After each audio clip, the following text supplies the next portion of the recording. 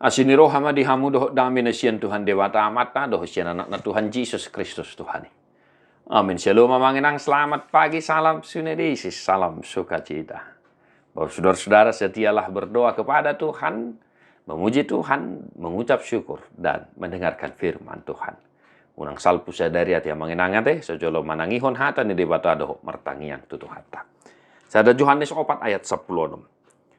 Nunga tatadda jalataha porsyay holong ni rohani debata di hita. Debata do ha holongoni. Jala halak namian di bagasan ha holongon ido namian di bagasan debata jala debana di bagasan ibana. Kita telah mengenal dan telah percaya akan kasih Allah kepada kita. Allah adalah kasih, dan barang siapa tetap berada di dalam kasih, ia tetap berada di dalam Allah dan Allah di dalam dia. Demikian firman Tuhan. Mungkin sudah familiar kita dengar mengenang firman ini ya. Allah adalah kasih. Nah, mungkin Bapak Saudara-saudara sering mendengarkan penjelasan saya. Penjelasan yang sama juga saya ucapkan hari ini mengenang. Jangan bosan-bosan mendengarkannya.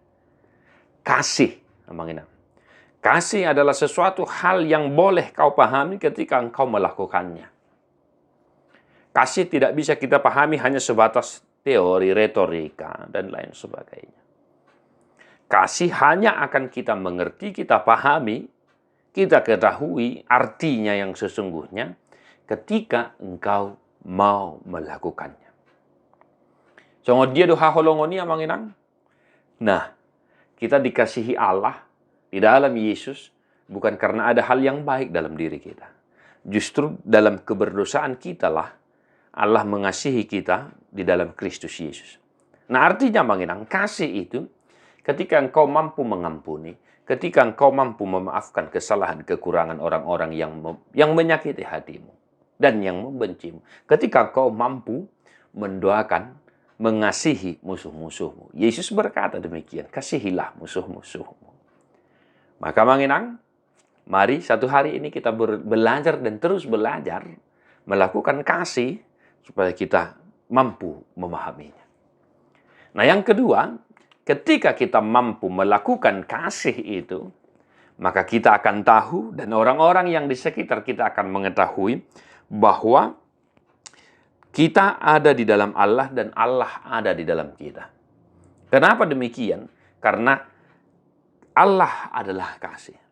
Ketika kita mampu melakukan kasih itu, kita ada di dalam Allah itu sendiri.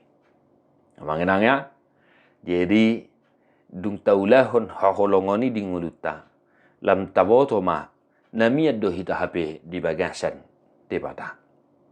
Ya, orang-orang yang tidak mampu melakukan kasih itu dalam kehidupannya, pastinya dengki iri hati, hotel nenehina di hita halak batak hati, pasti akan selalu ada. Nah, amanginang sekali lagi, belajar dan teruslah belajar memahami kasih dalam kehidupanmu.